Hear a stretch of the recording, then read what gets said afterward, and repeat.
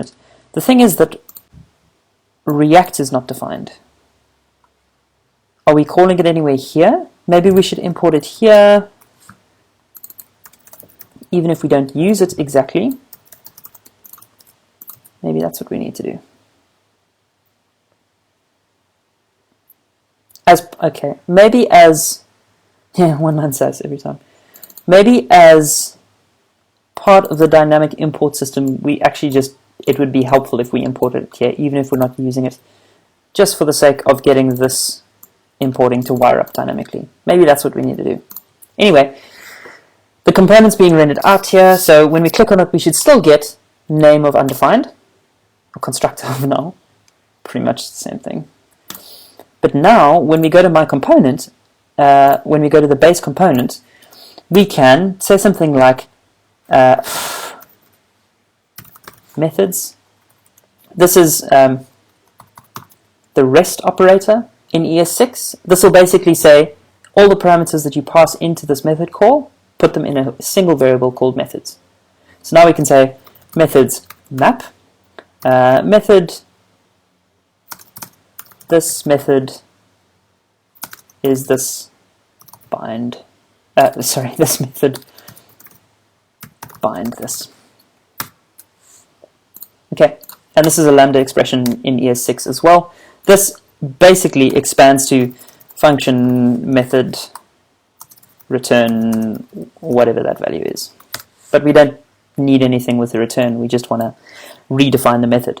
The arrow here makes sure that this refers to the calling context, and in this case the calling context here is the class around it.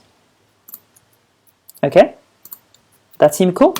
So now we're replacing methods with bound versions of them, but all we have to do in here is specify strings of the names of the methods that we want to import, which works kind of well. I'm using this elsewhere and it works quite well. So we'll use it here. Now, render. Can't read property bind of undefined. What is going on?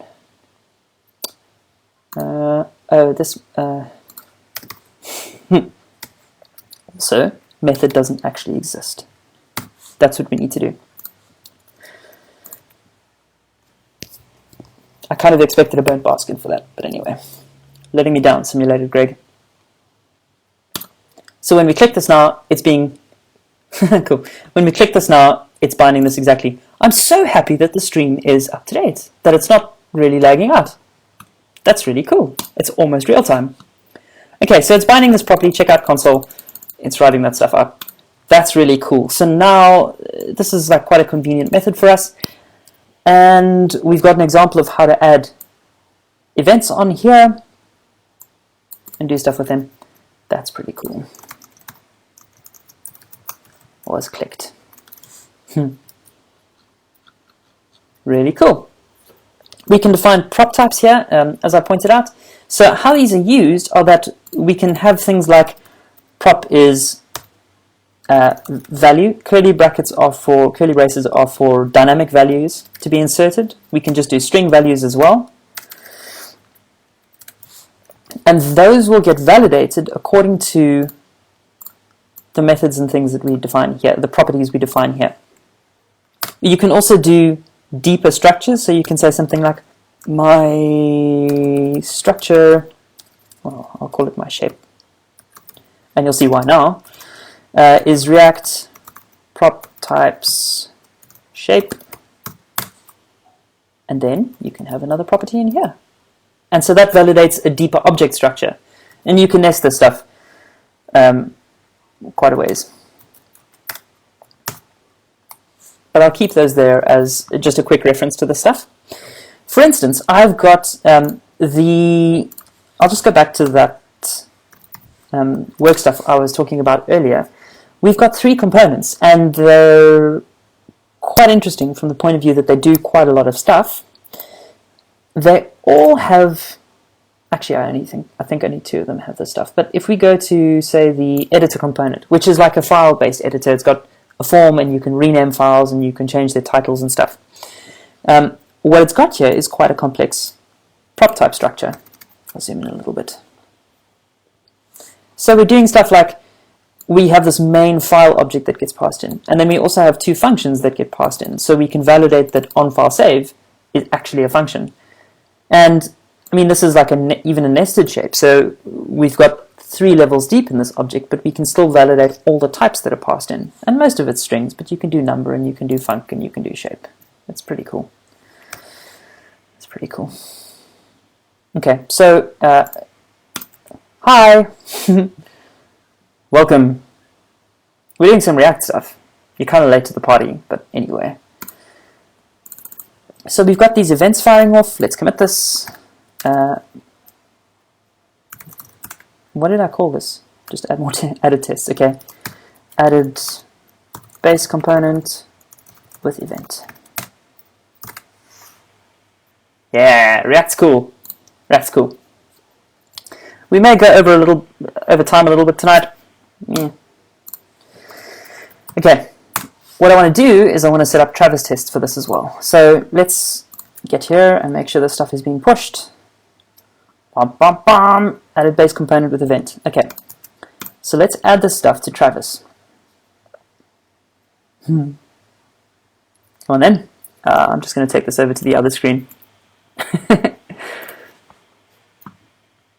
I have no idea what it's going to reveal about me. Wow, I'm so glad I took it over to the other screen.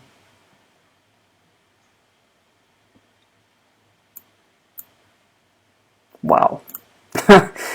So glad. Scala is an interesting language. I watched a couple talks on it recently. It's pretty cool. It's pretty cool. Now, what was this thing called again? React Starter. There we go. Let's put that on there. The trouble is, he's Travis. Yeah, he's Travis. The trouble is, we don't have any React config for this yet. And I can't remember what this JavaScript config is supposed to look like. So travis.yml, language Node.js, Node.js 4.1, Travis test node. I don't know. Maybe Travis has baskets like you. Hey, not bad. Not bad. I'll just test it on 4.1. I'm not really interested in the other stuff. Travis also does npm install, so we don't need to worry about that. And the script, let's see what it runs. npm test. That's really cool. npm test. Hey, that's really cool. Okay, so this is going to run. I'll just put a space in between here and added Travis config. Okay, so Travis is a continuous integration server service, which is free for open source. You configure your project, as we've seen, like there's actually very little to configure. And when this is in your repository, when you create pull requests, or when you merge things, or when you have commits to master, then Travis will run automatically based on like a pingback from GitHub, and it will run the tests in the repository, and if they fail, it will send you emails, and if at some point it starts passing again, it will send you emails the first time it passes, and then it'll stop. It won't really spam you after that, but every time it fails, it will let you know. And the reason we use things like this are because when you're developing with lots of people in a team, or you're developing a large application, you can't keep all the changes in mind that are going on. So sometimes someone's going to break stuff that they don't know they've broken, and it's a way of running the test automatically, all the tests automatically, so that you can be notified of breaking changes that happen to your application. And it runs it the moment stuff's pushed, or the moment stuff's merged, unless it's really busy and it takes a long time to start up. Now, I've just gotten an email from Travis to say it has passed. Dun dun dun. And I'll show you, I'll give you an example of how this works, okay? So git checkout be testing Travis. Vim readme foo. I'll delete this branch, so don't worry. Testing git push upstream origin testing Travis. Okay, now we're going to have a separate branch on this repository. This isn't generally the way that community collaboration. Yes, Travis doesn't have any baskets, is what I'm saying. It freaks out, but anyway, this isn't usually how community collaboration works. Usually people will fork your repository, they'll do their changes in a branch on their repository, and then they'll create a pull request from there. But now we're just creating a separate branch in the same repository and pull requesting from there. So compare create pull request, we're just going to see 0 lines added. Well, we're going to see foo. But when we make this pull request, a very interesting thing is going to happen. We have this thing that shows up, and that's because we've connected Travis to this repository. And if we close some stuff and then head over to Travis, we can see the build that's running here is this build that will appear. Dun, dun, dun. And it's just a pull request, right? I mean, you can toggle it so that it doesn't scan all pull requests, but I mean, look here, it's installed 412. It failed. Why did it fail? Can't find module starter component. Well, look. For some reason, that's exited with 0, and it shouldn't have. It should have exited with 1. It's burning. Yes, it's burning baskets.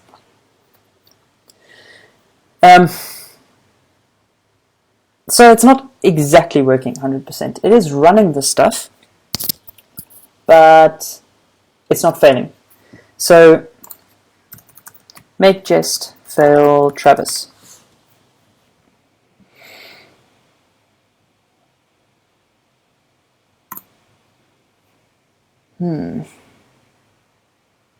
Why? Why? Why, JP? Why?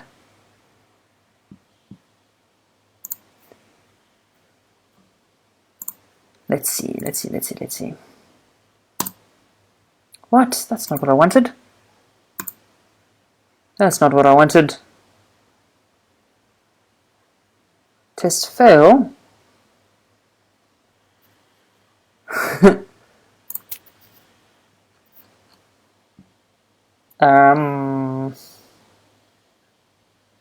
Well, Jest CLI.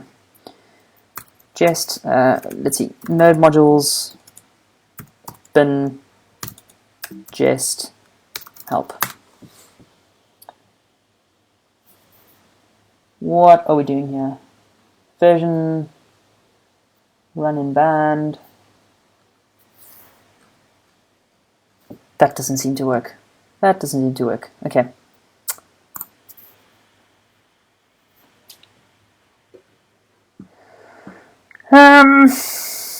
Config options. Yeah,